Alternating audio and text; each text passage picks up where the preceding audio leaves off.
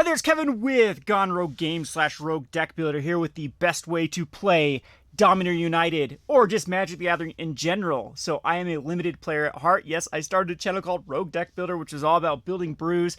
I'm going to try to find some time to do a top 10 list of cards that I want to brew with from Dominaria. Maybe after playing some cards in this format, it'll give me some inspiration to build some decks in Standard or Pioneer or Modern. However, I'm still enjoying Limited more than anything. I like pre-releases, and my favorite way to play Magic the Gathering is called League. So here at Gone Rogue Games, we are starting a league for Dominaria. It will run through the course of Dominaria until the next set comes out, until the next standard set comes out, and then we will start over again with the new set. So you get to play over usually a course of 6 weeks, and you start to build up quite a bit of collection from the recent set. You get to play the recent set.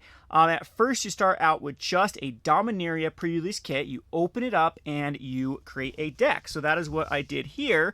We actually allow our players that if they want to take one of their pre-releases that they played at our store, they can actually enter that into League. So I didn't actually play this one in a pre-release. I actually opened up a brand new one because I wanted a new experience. I was able to get a pretty sweet little deck going, and what I like is I have a lot of cards that are good.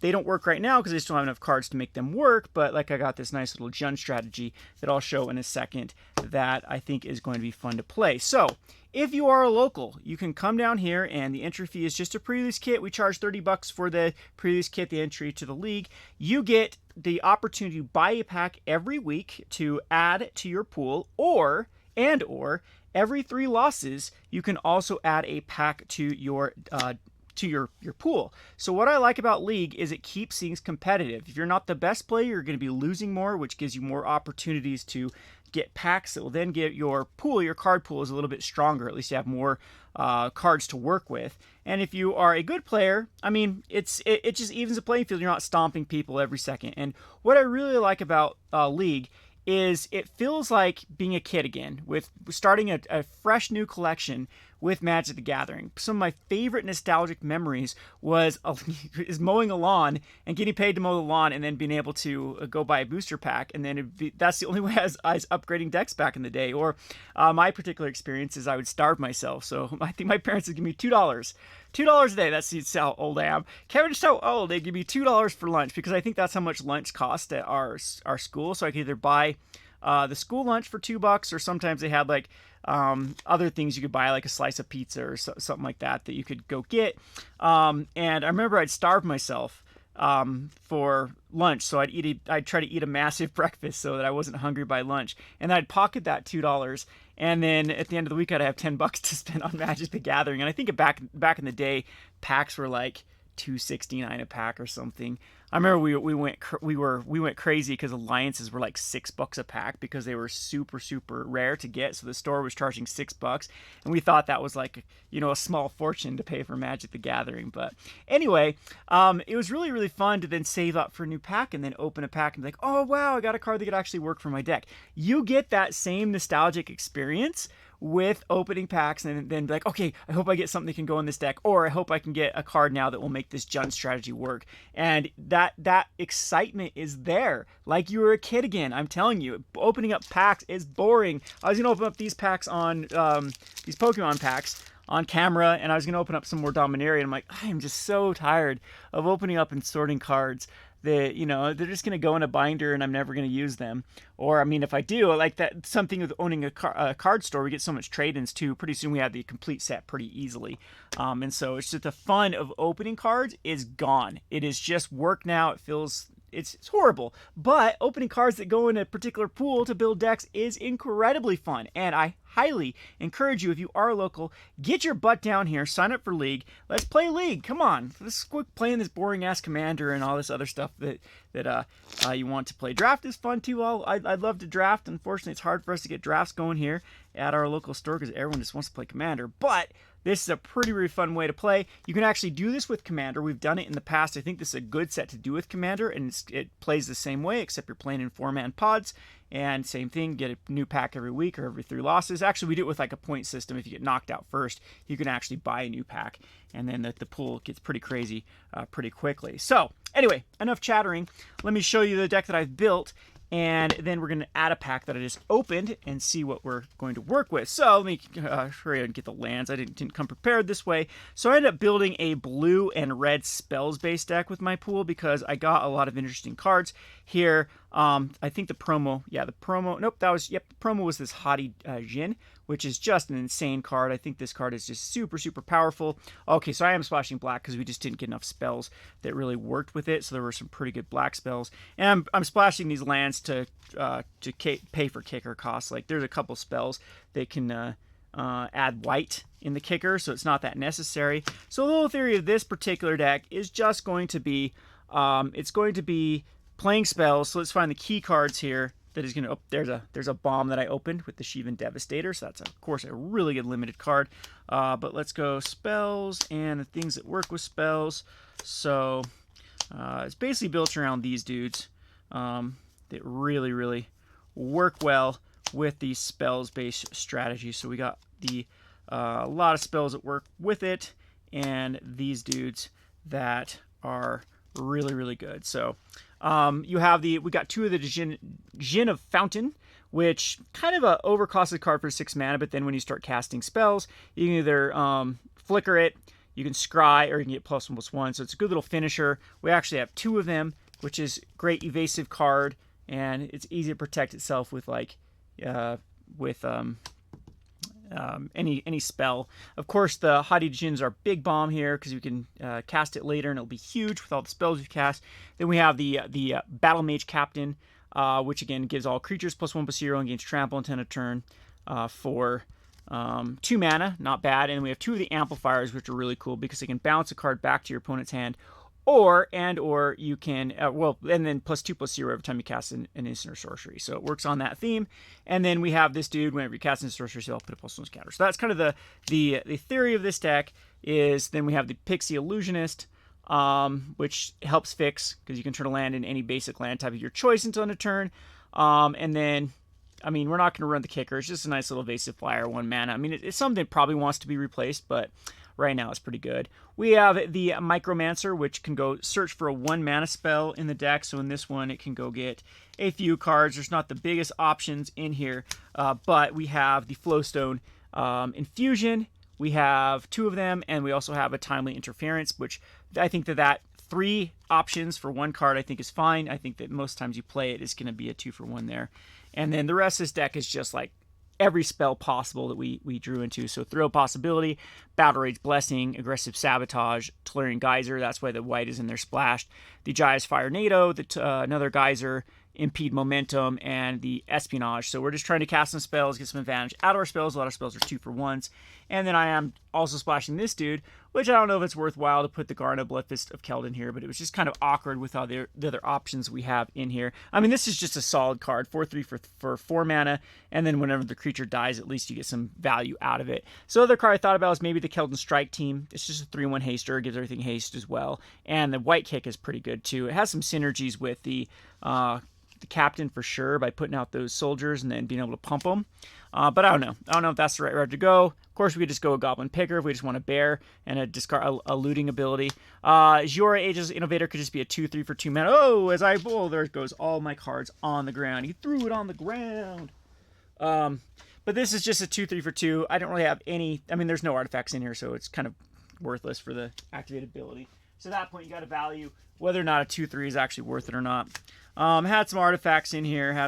We have this like defender route that is starting to go, like 2 shield wall sentinels. Got the shield wall sentinels and the blight bile.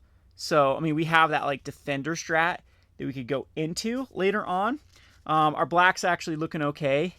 There just wasn't enough to do with it. Green's looking pretty good too. I was thinking about like a green splash with the bite downs and tail swipes because those work super well with, really well with our pump cards with spells. So that's definitely an option we can go. We had some decent stuff but our green was just kind of weird. 3 of the Crushers, which I actually don't really like. I mean, it's a 2/5 within list. Sure, it just doesn't work with our strategy. A couple of their pump spells here. But all in all, the kind of lackluster from our green. So Dragon Whoop is another card I thought I'd put in, but it competed with our 4-drop slot like crazy. Essence Scatter are more of a sideboard card. If I'm really worried about like a bomb, I'll bring them in. Plaza Heroes is interesting if we can get the legendary strat going. My camera is like all fuzzy today. I think I'm overexposed. These Molten Monstrosities actually did seem pretty decent for a trample for 8 mana, but they get reduced. But they just didn't really seem to work with what we're doing. So I have some pretty cool stuff with, again, more of the Defender strat that's working on. We have like double Benelish Sleeper, which is a good card. We have Defender strat's actually looking pretty good, to be honest. There's quite a few of them. And then we have the Valiant Veteran, which we opened. And then 2 of the Resolute Reinforcements. So we actually have a cool little soldiers build. And what's really fun about League 2 is you don't have to build just one deck. You can start building multiple decks on how it works. Berserker's kind of cool. Again, didn't feel like it worked in my strategy. What is starting to get cool is this like green, black, or Jund strategy with the Braves Frightful Returned. We have the Cruelty of Grix, which is a good, often 3-for-1 card there. And then we have some nice little fixing, but it's this Namata Primeval Warden that I think is really strong in a limited environment into the Batfire Swarms and this Logmos Hand of Hatred. So we have this like cool sacrifice ability that's starting to get there. But I think just keeping it simple on week 1 with playing things that just get value right off the bat, I think is the good strategy. Going spells is definitely a fun strategy to go. And looking forward to get some matches in. So every week you get to add a pack. So week 1 you get to add a pack as well. And we also give a promo for playing that you can play in the I'm way off camera in the league. So this is just free for everyone playing. You open these up in the promo packs that Wizards send, and there's commons, uncommons. I end up getting a mythic here with Tazri, Beacon of Unity. Doesn't work the best right now in my strategy. We do have some wizards and warriors, but yeah, there's clerics and rogues. So I actually think this might actually be a card that is worthwhile to try to play in this deck. So we can definitely look and see where it would fit in here, because I think the ability is quite good. Looking at the top 6, and what is wizards here? Wizards. So we got wizard. Okay, that's actually not bad. Berserker doesn't work. Yeah, I guess Tazri's like definitely going. Warrior, sweet.